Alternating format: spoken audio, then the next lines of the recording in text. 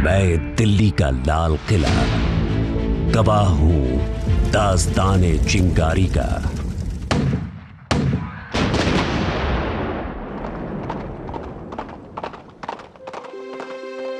बैरकपुर छावनी साक्षी बनी मंगल पांडे की बंदूक से निकली चिंगारी की, जो धीरे धीरे देश में फैल गई।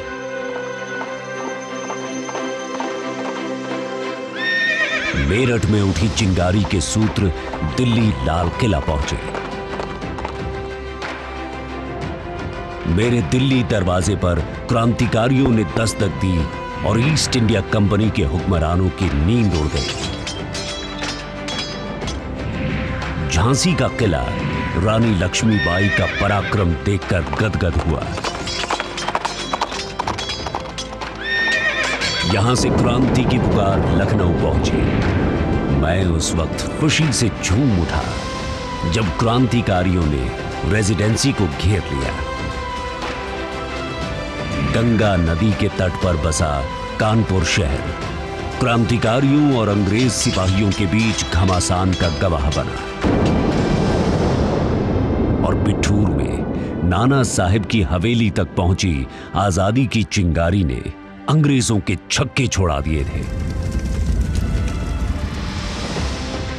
अंग्रेजों ने जंगलों को भी नहीं छोड़ा। उन्हें बचाने के लिए बिरसा मुंडा जैसे अनेक क्रांतिकारियों ने अंग्रेजों के विरुद्ध बिगुल बजाया। अमृतसर के जलियांवाला बाग में जनरल डायर द्वारा निहत्थी भीड़ पर अंधाधुंध फायरिंग की आवाज आज भी सुनाई देती है। सैकड़ों लोग फिर कभी भी अपने घर नहीं लौट पाए।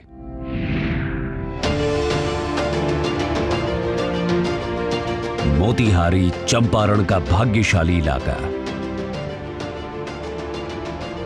जहां से गांधी जी ने अपना पहला सत्याग्रह शुरू किया था। साबरमती आश्रम मोहनदास करमचंद गांधी को देखकर बेहद खुश हुआ, क्योंकि यहीं पर गुलामी से मुक्ति दिलाने की रणनीतियां बनी।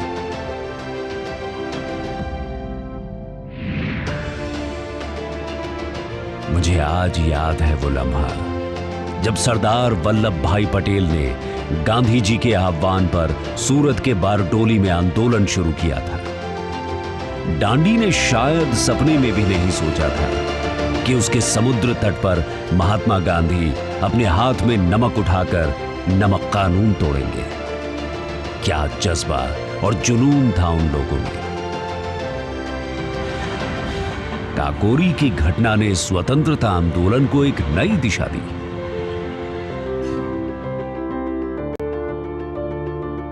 हिंदुस्तानियों के जज्बातों से परेशान अंग्रेजों ने अंडमान निकोबार में सेल्यूलर जेल का सहारा लिया।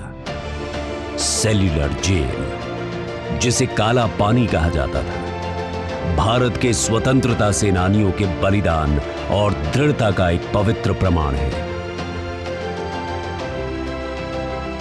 मणिपुर में आजाद हिंद फौज ने झंडा फहराया। मणिपुर का आईएनए संग्रहालय इसका गवाह है। इलाहाबाद का एल्फ्रेड पार्क, जहां चंद्रशेखर आजाद शहीद हुए। फिरोजपुर में हुसैनी वाला,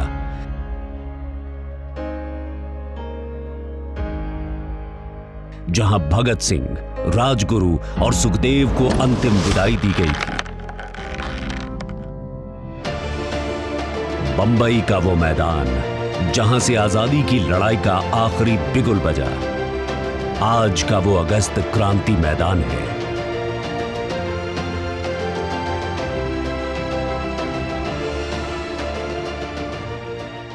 मैं दिल्ली का लाल किला उस वक्त खुशी से झूम उठा जब मुझे पता चला कि मुल्क गुलामी की जंजीरों को तोड़कर आजाद होने वाला है।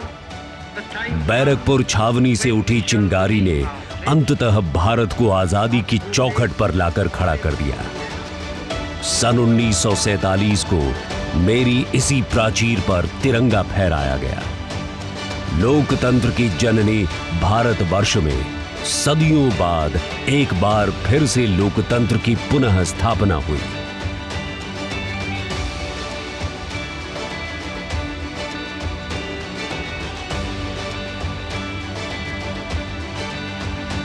आज दुनिया के सबसे बड़े लोकतंत्र का सूर्य प्रकाशमान है। 15 अगस्त एक ऐसी तारीख जब पूरा भारत तिरंगे के रंग में रंग जाता है। हर साल करोड़ों लोगों की निगाहें एक ही जगह टिकी होती हैं, दिल्ली का लाल किला। लेकिन क्या आपने कभी सोचा है कि हर प्रधानमंत्री स्वतंत्रता दिवस पर लाल किले से ही देश को क्यों संबोधित करते हैं? राष्ट्रपति भवन क्यों नहीं? संसद भवन क्यों नहीं? इंडिया गेट क्यों नहीं? क्या सिर्फ परंपरा है या इसके पीछे छिपा है 300 साल पुराना इतिहास, आजादी का संघर्ष और भारत की अस्मिता का सबसे बड़ा प्रतीक?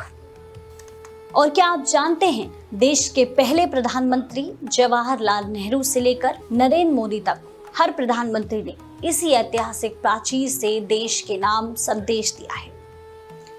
किसने सबसे ज्यादा बार तिरंगा फहराया? किस प्रधानमंत्री का भाषण सबसे लंबा रहा? और आखिर क्यों आज भी पूरी दुनिया की नजरें 15 अगस्त की सुबह लाल किले पर टिकी रहती है? आज की इस विशेष रिपोर्ट में हम आपको बताएंगे लाल किले का इतिहास, आजादी से लेकर उसका रिश्ता और वो कहानी जिसने इसे भारत के लोकतंत्र का सबसे बड़ा मंच बना दिया। नमस्कार, मैं रितिका। 15 अगस्त लाल किले की प्राचीर, तिरंगा और पूरे देश की निगाहें प्रधानमंत्री के संबोधन पर। लेकिन इस बार चर्चा सिर्फ भाषण के मुद्दों की नहीं, बल्कि उसकी अवधि और बने नए रिकॉर्ड की भी है।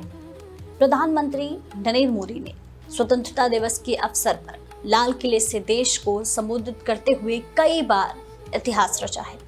महिला सुरक्षा, विकसित भारत, आत्मनिर्भरता, युवाओं, किसानों और देश के भविष्य का विजन पेश करने के साथ साथ उनका भाषण अब तक के सबसे लंबे स्वतंत्रता दिवस संबोधनों में दर्ज हो गया। आज की इस विशेष रिपोर्ट में हम आपको बताएंगे लाल किले से प्रधानमंत्री मोदी के भाषणों का पूरा रिकॉर्ड। किस प्रधानमंत्री ने सबसे ज्यादा बार तिरंगा फहराया? किसका भाषण सबसे लंबा रहा? आखिर इन रिकॉर्ड्स का राजनीतिक और ऐतिहासिक महत्व क्या है? और इसके साथ ही बताएंगे लाल किले का इतिहास। तो चलिए शुरू करते हैं। लाल किले की प्राचीर से प्रधानमंत्री नरेंद्र मोदी का संबोधन हर साल देश और दुनिया की नजरों में रहता है। इस बार भी प्रधानमंत्री ने अपने भाषण में विकसित भारत, महिला सुरक्षा, युवा शक्ति, टेक्नोलॉजी, आत्मनिर्भर भारत और राष्ट्रीय विकास जैसे कई अहम विषयों पर विस्तार से अपनी बात भी रखी। लेकिन इन सब के बीच सबसे ज्यादा चर्चा उनके भाषण की अवधि को लेकर हुई। प्रधानमंत्री नरेंद्र मोदी का ये संबोधन उनके अब तक के सबसे लंबे स्वतंत्रता दिवस भाषणों में शामिल हो गया है और उन्होंने अपने ही कई पुराने रिकॉर्ड पीछे छोड़ दिए हैं।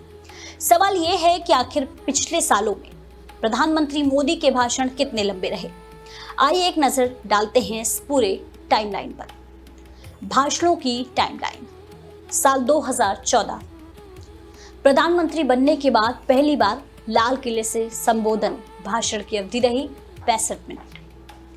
2015 भाषण बढ़कर पहुंचा 86 मिनट। 2016 रिकॉर्ड बना 94 मिनट। 2017 अब तक का सबसे छोटा भाषण केवल 57 मिनट। 2018 82 मिनट।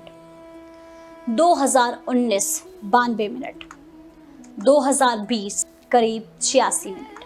2021 लगभग 88 मिनट। 2022 83 मिनट। 2023 करीब 90 मिनट।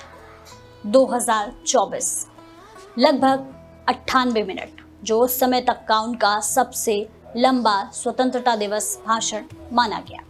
इसके बाद 2025 में उन्होंने इससे भी लंबा संबोधन देकर नया रिकॉर्ड अपने नाम कर लिया, यानी अगर पूरे रिकॉर्ड को देखें तो प्रधानमंत्री मोदी के भाषणों की एक खास बात सामने आती है। समय के साथ उनका संबोधन सिर्फ लंबा ही नहीं हुआ, बल्कि उसमें नीति, योजनाओं और भविष्य के रोड मैप पर भी ज्यादा विस्तार देखने को मिला। बात करें नेहरू का रिकॉर्ड कैसे टूटा। साल 1947 देश के पहले प्रधानमंत्री पंडित जवाहरलाल नेहरू ने स्वतंत्र भारत के पहले स्वतंत्रता दिवस पर लगभग 72 मिनट का संबोधन दिया था।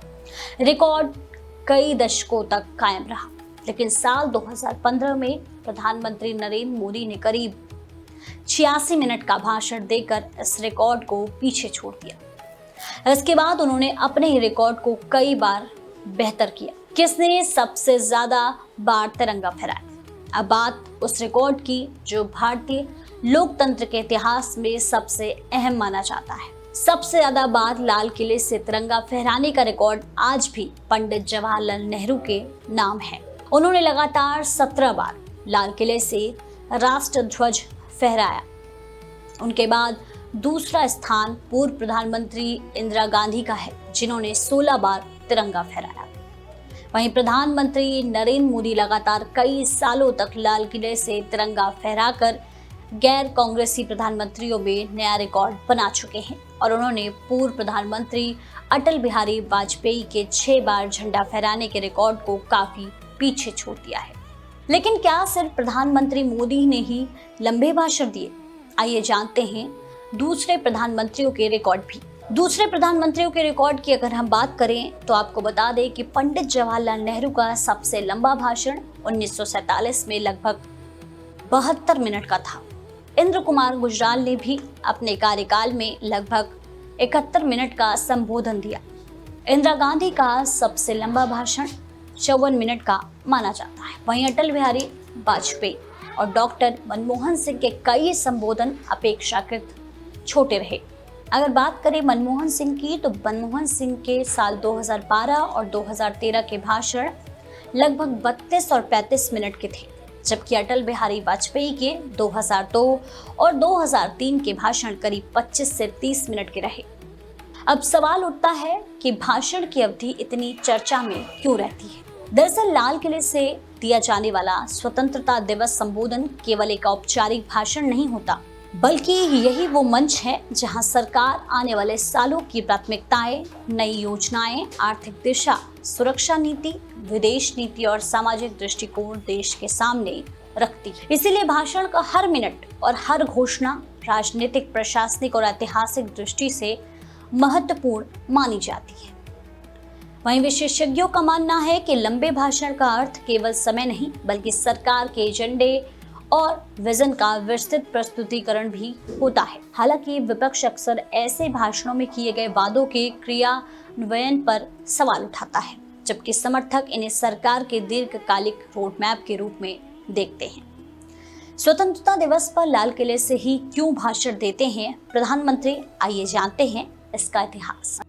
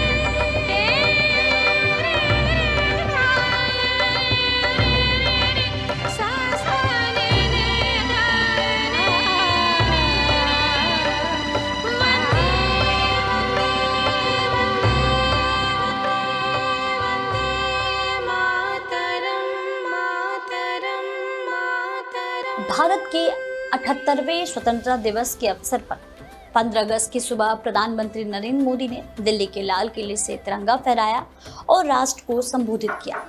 जवाहरलाल नेहरू ने सबसे पहले इस परंपरा की शुरुआत 1947 में की थी।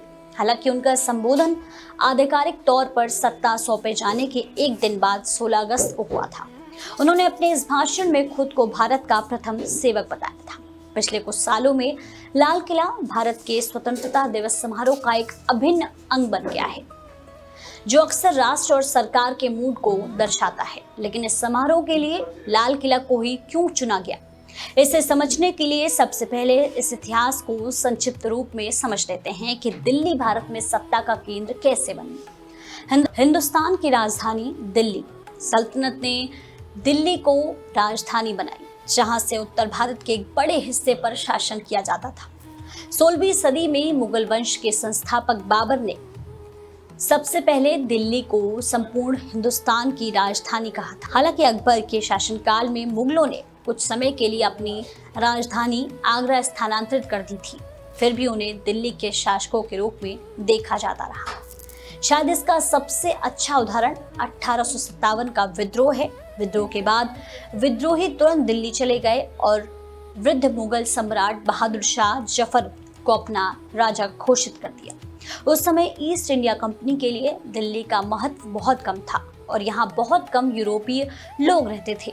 लेकिन विद्रोहियों के लिए यह अभी भी स्वदेशी सत्ता का सबसे मजबूत प्रतीक था। अंततः दिल्ली के पतन के विद्रोहियों को लंबे समय के लिए खामोश कर दिया। लाल किले पर पड़ी ब्रिटिश शासन की छाप। विद्रोहियों से दिल्ली पर कब्जा करने के बाद अंग्रेजों ने शुरू में पूरे शहर को तहस नहस करने की योजना बनाई। उनका मुख्य उद्देश्य शहर से मुगल साम्राज्य की स्मृति को मिटाना था। उन्होंने दरियागंज के पास अकबराबादी मस्जिद या चांदनी चौक के पास हलचल भरे उर्दू बाजार जैसी खूबसूरत मुगल इमारतों को नष्ट कर दिया। हालांकि उन्होंने लाल किला को पूरी तरह से ध्वस्त नहीं किया, लेकिन इसकी सारी शाही महिमा छीन ली। बहुमूल्य कलाकृतियां और शाही खजाना लूट लिया गया।